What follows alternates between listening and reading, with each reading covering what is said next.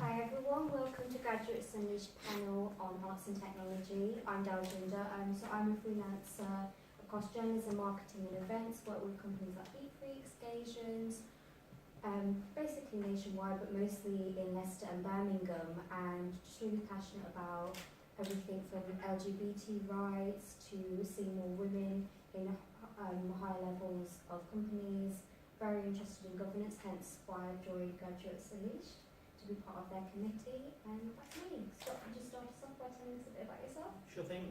Scott Johnston. Make stuff, music, films, photography, design, and I do some teaching as well, mainly with young people. Hi, I'm Marika V. At heart, I'm an artist, singer-songwriter, but I'm also the founder of a startup company called the Yak Network.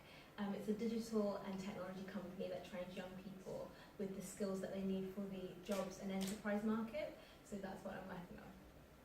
Hi, I'm Alex Earl. I'm like a freelance creative, I guess, the best way to describe it. So I specialise and trained in doing like music production and live sound engineering, but then most of my career now focuses around like digital marketing and content creation. So I do like film and social media for like arts organisations like B Festival, which is a European theatre festival, and then Motion House, which is a dance company that does like international dance tours. And I do some work with Nintendo as well.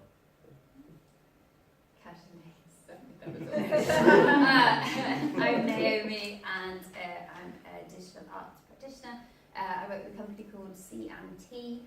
We're a national portfolio organisation with the Arts Council, and personally I work with communities to bring digital arts to for different reasons.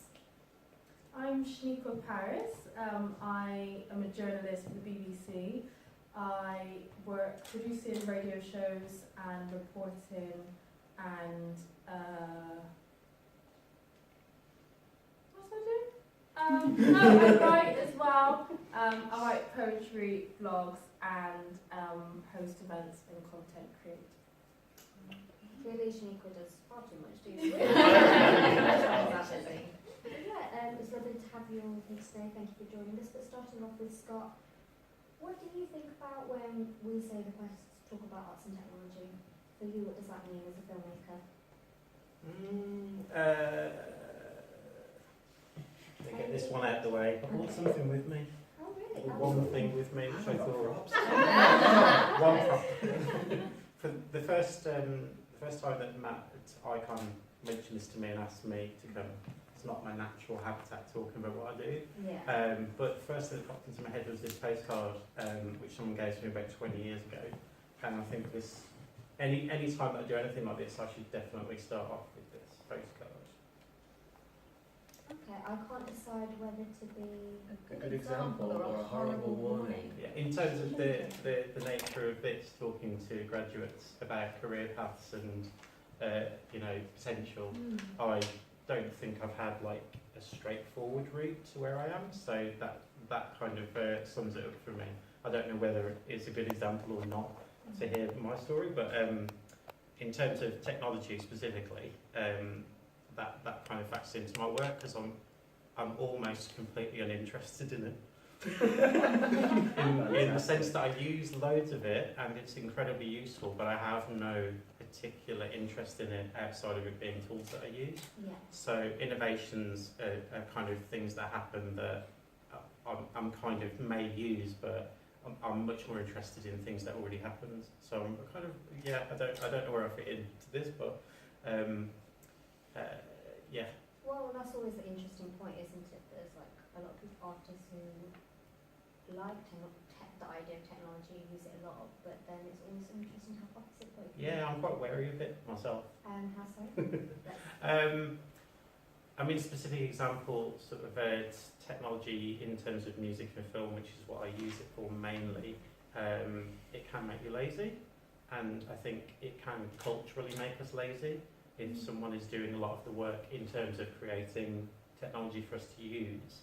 And I'm sort of a believer in the if you're creative, you'll find a way to use things creatively kind of mentality. But in terms of like people coming up with this sort of exploded level of kind of technology, then my wariness about it would be, are we making sure that people are still thinking creatively before they even get to the tools, and that's the sort of like the kind of the warning bit for me. I can go on to talk about loads of positive things about technology and work, but I think that one is kind of something that's immediately jumps into my head.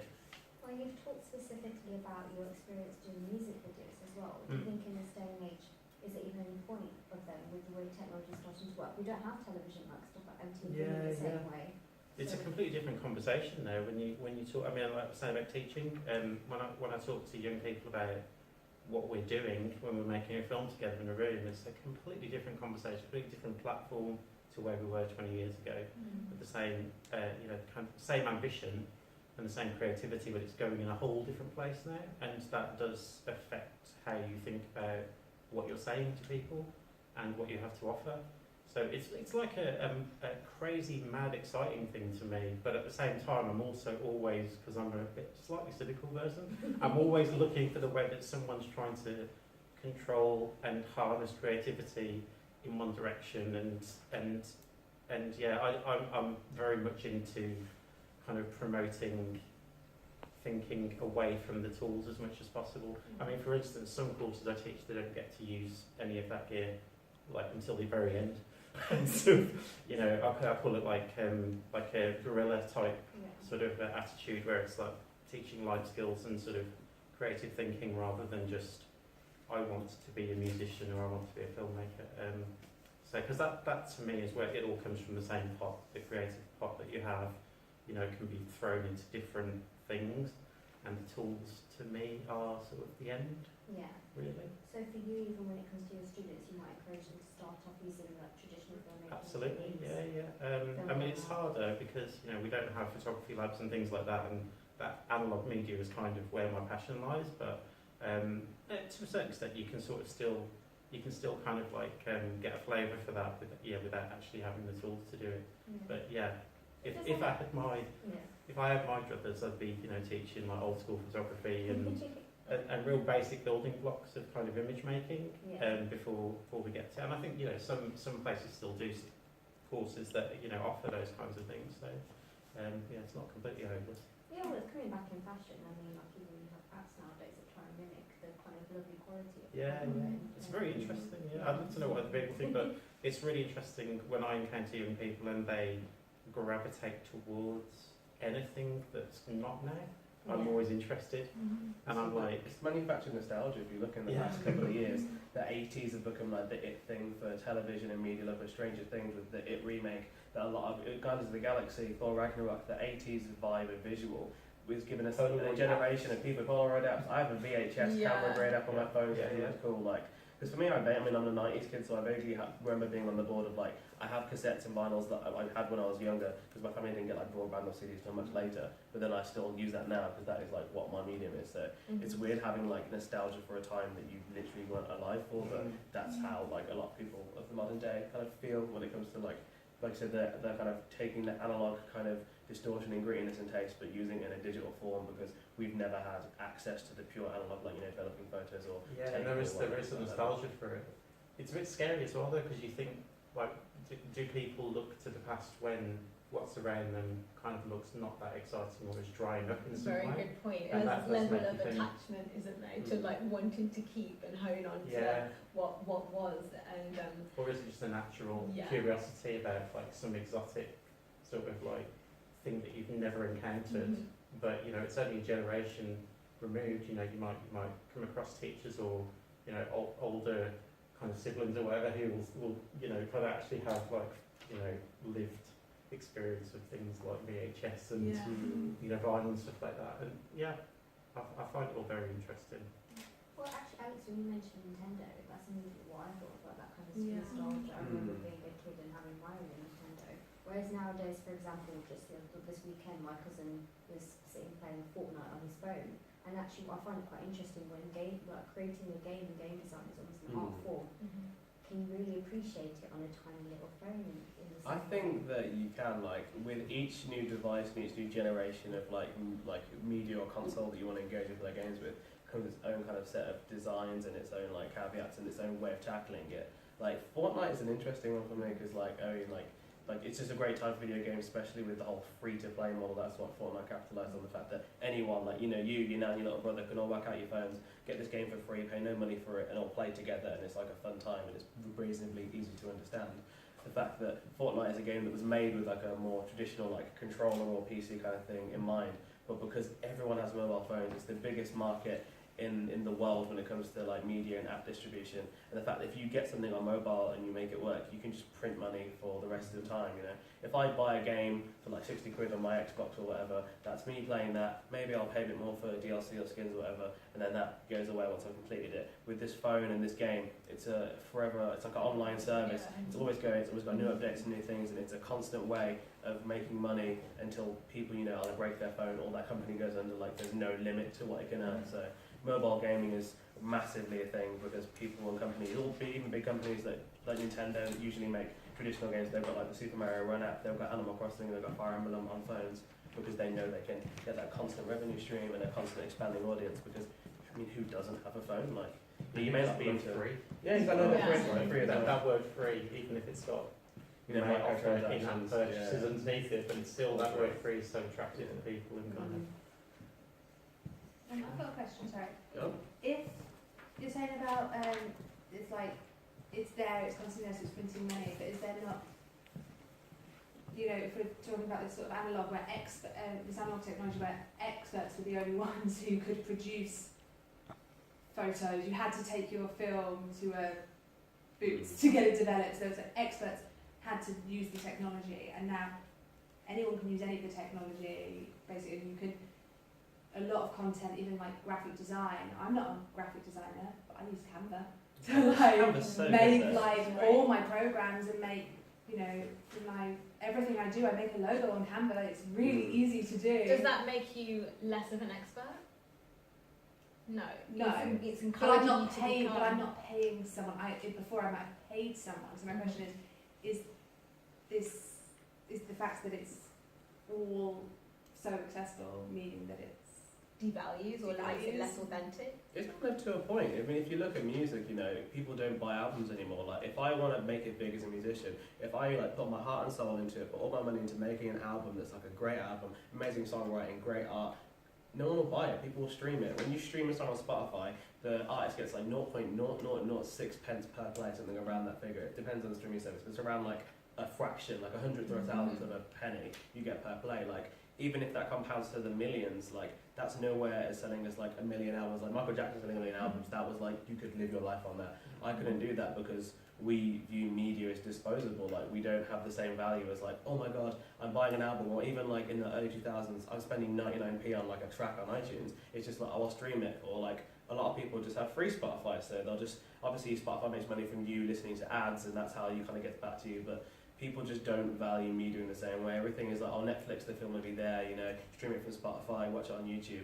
People don't own media anymore, so yeah, their attitudes very much have changed. But with the Canva conversation, like, I love Canva, it's great. It's made it more accessible that anyone can design, get their ideas out, because for me, whilst I agree that part of the art form is lost in the, you know, the kind of OG, analog, traditional way of making art and media is kind of like not as focused on, because anyone can do it. I like the kind of democratization of creating art, because even though you're not a professional, you might not be able to afford Photoshop or this kind of production stuff, but some professionals have thought about the creative process and made a tool that's designed that anyone can use to get their ideas to a point. Like, you can't maybe design like an Olympics campaign on Canva, you need other software for that, but you know, to a point you can make your stuff, and I do like that. Like, it's a gift and a curse, because I love anyone being creative. Anyone should be able to make music, do art, do dance, whatever. But at the same time, it does make it harder, because like back in the 80s and 90s, I was saying earlier to you, like, you know, you make a hit, you meet the right people, you get good A&R, and then you can get somewhere, like you get a radio play, you get top of the pops feature. Now anyone on their phone can like make a song on GarageBand. There was a big difference or, though you know. in that era. Not everybody wanted to do it. Oh, 100%. I wasn't viewed as a viable I career. think Like, I think it's sort of the technology often reflects the amount of interest in something. And to your point, I don't think those older media are dead or gone. I It's think just they're they exactly value where they and find need things and in should different be. ways. They're in a ghetto, yeah. and that's what happens as technology kind of rolls on, which it constantly does and constantly evolves and constantly has to go forward. Then older technologies kind of fall by the wayside, but we'll always have enthusiasts. And I think that was all I was really saying, was that it's kind of up to people that are enthusiasts or experts to kind of keep that torch going and still offer that. And you do see that a lot in different kind of, you know, things like filmmaking. You find that there are some filmmakers who will never give up on film, and if they're high profile enough, that means that people like Kodak and Fuji and they will still make the technology. And so, you know, the sort of the dynamic of it is kind of, I feel like it's pretty much where it should be, in the sense of, you know, it has to keep changing and keep going forward, but you choose which lane you want to stay in, and you don't have to be forced into a lane because, like for instance, the music industry, you know, with its kind of algorithms and you know, impossibility of making any money from being in a band now, you know, that's kind of not an appealing thing to a lot of young people that might want to be getting into music. To me, I find it thrilling because, well, guess what? You could be doing music because you love doing it. Yeah. Like, and put that out of the equation. Like, forget about making loads of money. Do art because Like, you love art. you've got this opportunity now with this explosion of, you know, tools to actually just do it.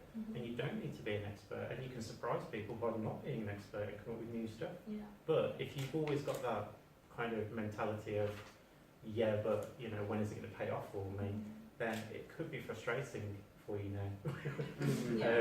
If that's your focus, it's going to be harder and harder to. We've talked about the idea of creating music and creating art, but what about curating? Like, I would ask you, what are the challenges of your job when actually, we've talked about how stuff like Spotify and things like that, there's music is at the touch of your fingertips now.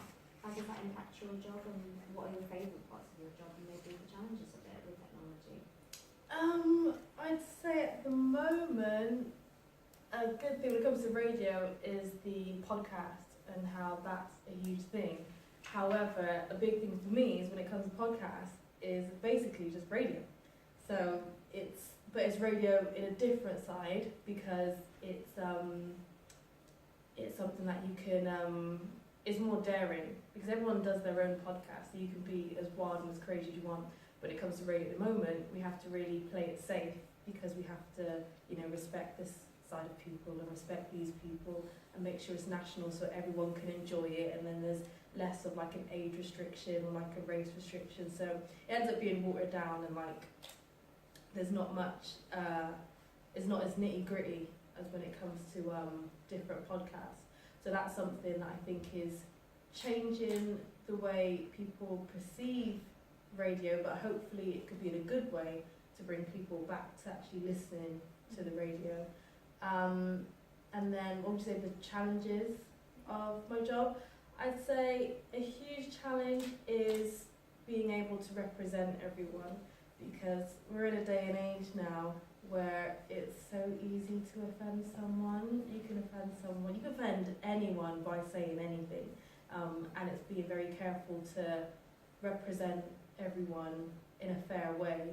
Because for me, so I produce the evening shows for BBC West Midlands, and it's a big weight on my shoulders because it's just myself, and yet I'm trying to represent a voice of a whole county and make sure everyone is accounted for and everyone feels relatable and everyone can take something from it. So it's making sure that I can speak to as many people as possible, so I can take on your ideas, what you think is important, what matters to you, so it comes across in a way that pleases everyone. But the brilliant parts of it is being able to represent my city, you know? Being able to shine a light on the important things that's happening, because I think quite often people think when it comes to radio, it's about the presenter, it's about being rich and famous, and being in the limelight, where I think that needs to be taken out completely, because radio isn't about the presenter whatsoever, it's about representing where you are and the area you come from. And in fact, they put out today that a few of the big names of the radio stations, they are taking away the local and regional stations, so it's all going to be national. basically coming from London, and that's supposed to represent everyone in their own city, and it's showing that it's dying, 'cause that's how many jobs that's going to be lost from that, and then essentially it's going to tear you away from listening, because you want to hear what's going on around you and what's local. So hopefully, I don't know how things will change, but hopefully things can change to make it better and bring more money into it. So maybe podcasts are a way forward, but there needs to be some money behind it somehow. Do you know what their trigger was to make such a drastic decision? They haven't put it out yet. Okay. There's a lot of speculation though. I would imagine that it's a huge thing is money. You know, young people are running the world at the moment, and say for example, okay, there's a huge show in New York in America called Breakfast Club. Yeah. Everyone knows Breakfast Club from YouTube. Yeah, 100%. And everyone in America, they know it from YouTube as well, but it's a radio show. It's also a podcast. And Yeah. it's a podcast as well. And it's sad to know that the original, the core of it is radio, but less people take it from that way because it's easier or more accessible. They just prefer it on different outlets like the podcast and YouTube. But is it a bad thing taking obviously radio content but then syndicating it in other means in a similar way that obviously BBC Radio 1 was Live Lounge, as you obviously know, but like Live Lounge is big on the radio, then it became the albums I used to buy when I was a kid, like the compilations, and now the YouTube channel on iPlayer, which is still radio content that's made for the radio, and primarily you want to hear it first and be the first one to hear that song you hear on the radio, but then eventually there's the YouTube video or the stuff after it, like is that bad thing that it comes and spreads It's not the good thing? that there's other ways for it to be shareable, so you can more people can access it. However, it's bad in the way that that's for young people, rather than taking it from the radio first, they're going straight to the YouTube or straight to the podcast, and stuff like that will continue happening on and on until it ends up dying out, and then there's no need for the radio because straight away just go to. I think we're in a world of choice though, aren't we? Because, you know, we don't get in the car and we have to listen to Radio 1 or Radio West Midlands or something. We're in a world where we could listen to anything. We could watch a YouTube video from last night, or we could like listen to a podcast that we've chosen specifically on something that we are like niche into. And so it's almost like this world of choice, rather than like just something being there, you know, like I would watch MTV because it was on. I wouldn't be like, yes, I want to watch it. You know? Yeah, so Yeah, interesting. It's more like you're tailoring your media. Exactly. Yeah.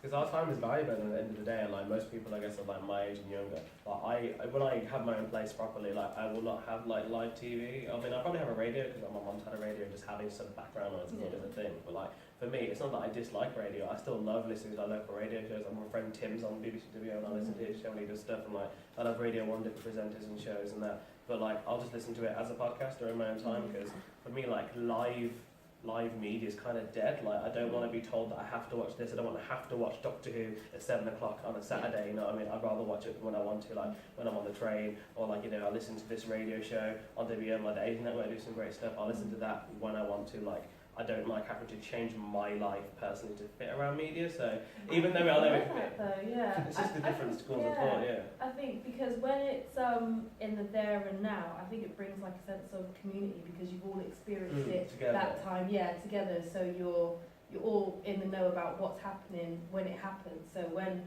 like, let's say Game of Thrones comes I was out, actually going to say Game of you Thrones. know, Oh my God, yeah. when it comes out and it's on that time, on that day, everyone can watch it. We're all together. It's in and now. It's happening, and something falls from the sky, and we all can see it. And it's I don't know. It's nice and present, as opposed to say if they were to release them all on Netflix, and then you've watched them all. I haven't watched them all yet. I don't know what's happening. We're not kept up to date. You can't really talk about it too much on the news. But that photo makes you want to watch it more. I mean, look at like you can't hear it on the radio, because, like, say if there's a Netflix show that just came out last night, they can't talk about all the episodes on the radio for people that haven't seen it. They They do need to that. go through. Look at Bandersnatch with the Black Mirror thing. That was like a massive event this year, and that was still talked about loads. And like that was almost designed with that in mind. The fact that anyone can watch any time with the different endings and they choose your own thing. It still became an event. There were memes about it. All my friends talked about it. And like with that specifically, no one missed out, because everyone that watched it got a different experience. And they got not, to choose. Yeah. not all media can Yeah, exist like yeah, that, so it's yeah. a unique example. But I still think, you know, like when that Bird Box film dropped, you know, I Yeah. heard and saw memes about that. Yeah. I didn't watch it till like a month later, and I'd heard stuff about it, but like there's kind of this consensus where people don't spoil stuff. People don't want to Yeah. actively just I'm not ruin only the that, plot it of kind things. of like you know. brings a sense of, okay, I want to watch it now because You everyone want else to is be part of the talking moment, about you it. want to Yeah. catch up. Yeah. So. But But like, yeah. artists having, when even like social media is so dominated by certain topics all at the same time, like you said, everyone's talking about Bird Box and everyone's doing memes about it. Do you think that makes, when creating artistic content, do you think it's bad that we're kind of consuming the same content, or do you think that's helped because then you can actually, like you talked about, reach more people, having a representation of different voices? I think, I mean, me coming from the role of on my artist head, I think artists, we have a role to question. And I wrote this in a blog last night about art versus technology. So, which you can watch, which you can read on my website. But the role of an artist is to question. We question things all the time. I feel like technology helps us to expand that question. There is a fluid overlapping of technology, how it allows us to gain ownership of what we create, so what we're curating and the content that we're making. So that expansion of the art that we create, we're having to use technology now as a tool. So these various different, for example, when you create music on a program such as Logic, or right, or if you're a writer and you're using like if you're a script writer and you're using like a script editing software, these are things that allow us as tools to question and to enhance and to expand our questioning, and that helps us to create more. Then we have these amazing platforms now where we can use social media as a way to gain ownership, build kudos, and build a reputation through our art. That helps us as artists to gain value. We can create our own value through what we are curating, and we're not having anybody else tell us or dictate to us that what our value is, because the evidence is in what we're creating, and it's accessible for us to see and share. So I feel like, you know, in answer to your question, are we devaluing? Does it take away from the artist's role to curate more? No, I don't feel like it does. And I have a quote which I'm going to just read from my blog, which is by Steve Jobs, and I found this very interesting. So he says, I can't do his voice. I would normally, but I can't do his voice. But he says, technology alone is not enough. And I really agree with that. Then he goes on to say, it's technology married with liberal arts, married with the humanities that yield us the results that make our hearts sing. And that for me really encapsulates like the marrying, the blending, the overlapping. It really encapsulates how an artist uses technology. Uses, when I say the word uses, I mean uses as a tool. And that, I think, is becoming an extension of who an artist is when we think of the digital arts world. There's so many risings of multimedia artists now who are building their own instruments. They're creating installation pieces and allowing art to become interactive, allowing the curator, the spectator, to become part of the process, to become part of the art, to sit in the technology. And that for me is really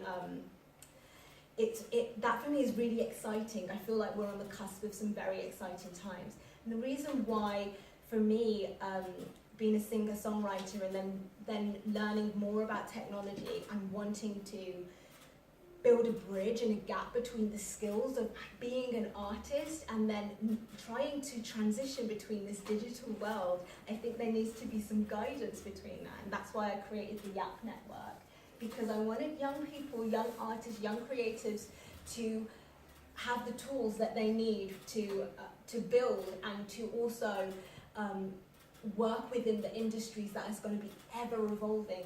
This is not something that's going to dry up. This is not a fad. This is something that's going to keep on going, and you're on the I guess the front line of pioneering change. And I'm probably going off on a bit of a rant now, but I'm very, very passionate about digital technology for social good. I'm very passionate about making digital technology and allowing that social good to ripple into communities, ripple into places that are that ripple into places and people who are unheard and don't have a voice, and to empower them to use technology to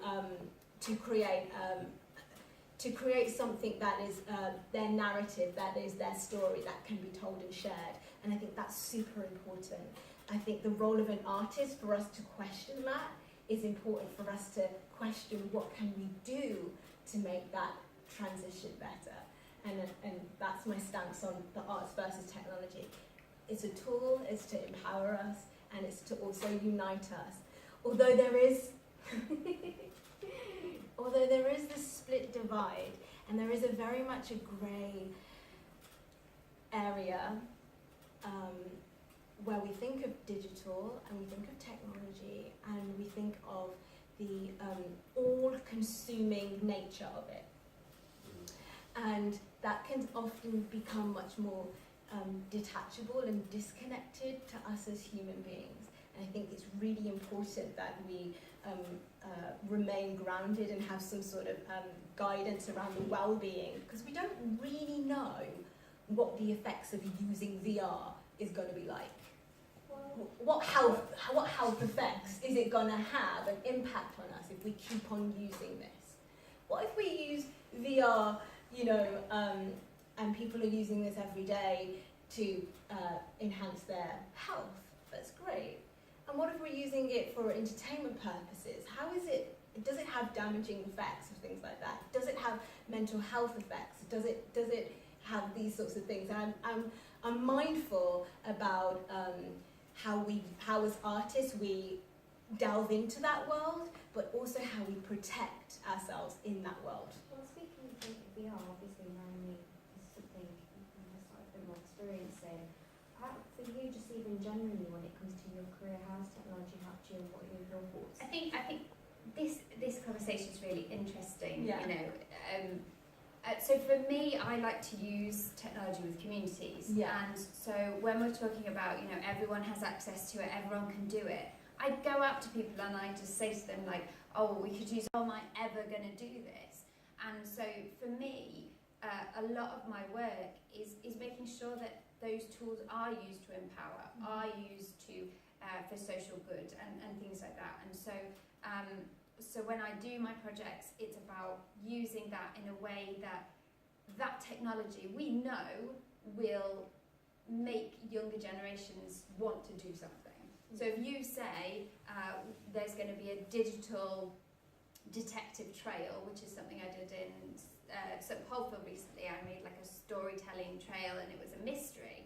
So I had this group of young people which were made up of people that really like theatre and really like acting, and these like almost like digital geeks. And so they were being given this activity that got them out of the house, got them away, but it was still digital media. It's still them actively doing things but using it. So it's just, I think it's about how we use it and how we make use of it, in terms of what we do with it. And I think if we do start to get kind of too caught up in it, I think there are health effects, but I do also love that you know, when newspapers became really popular, there's a great photo of everyone on a train with a newspaper, and the headline's like, everyone doesn't talk anymore. And you're just like, Yeah. it's one of those things, it's something that new that everyone's a little bit scared of, and no one should be scared of it, Yeah. because you can use it in very simple ways. And I have a group of elderly gentlemen in a library at the moment that I work with, 8 elderly gentlemen, and I want to teach them how to make augmented reality, because they're like, oh no, I'm all right, you know. And I'm like, no, you can do this, and I you know, That's give me 10 minutes, I can teach you how Yeah. to do it, and you can impress your nephew, you know, something like that. And so I think with these things, we just have to make sure that even though we're saying it's available to everyone, it isn't. No, it's not. And so it's making sure that we just help people to use those tools in a beneficial way, whether that's in a social setting or whether that's just, you know, Yeah. for fun. Yeah, and I think it is about, I mean, again, it goes back to the artist being the questioner. We're in a very explorative space with technology at the moment. That's really exciting. And if we didn't explore and do the good and the bad with it, then we never know. And that's, you know, when you know, the iPhone came out and Steve was team was creating the Apple Macs and things like that, it was a tool for us to create more, for developers to create Canva for you to use. You know, these sorts of things. And I think if we didn't, you know, back to that again, back to artist questioning, we have to get into more explorative, curious space and share that curiosity. Well, to finish off, on the whole, each and personally, how are you on the perspective that, regardless of whether technology can be put as something good or bad, it's at least something exciting? I know for me, kind of like tying together all the points of what, especially what both of you guys have been saying, like the core of it, the best way to get people to engage with technology is not to really sell or work and sell and talk about their technology. It's kind of selling the lifestyle. If you look at Apple's core, Apple don't sell you a phone.